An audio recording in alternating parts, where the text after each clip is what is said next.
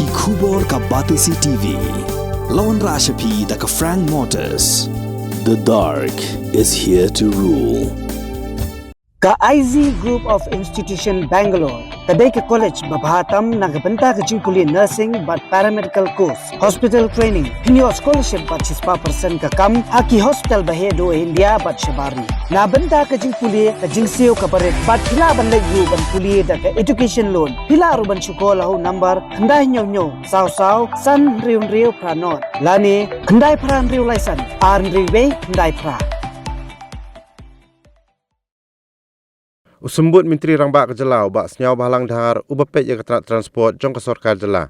Hakakat santrik ujemang arjar apulai. Ulai tu bulapan Kaiphod halor ke jing Syakem jong District Transport Officer ke East Garo Hills. Hagi Pulit ke jela Assam halor ke jing keno. Baudon keti ban pencenat hok yaki kot kisla jong ki kalitu. Hak ke jing akan bikilat patai kubur ubak senyau bahalang dahar uloong ba undang ap ya ke Kaiphod halor ke ni. Shua ban chim ya kenu ke sinjam halor ke ni ke kam.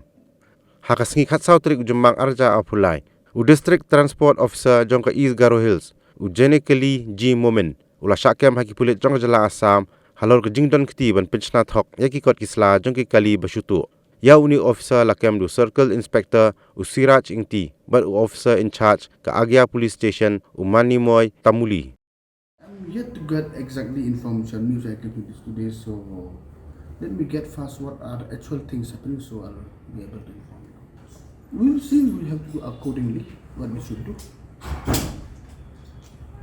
Basically, everything should be transparency and only suppose anything that is irregular. Only when we get a complaint, we can take action accordingly.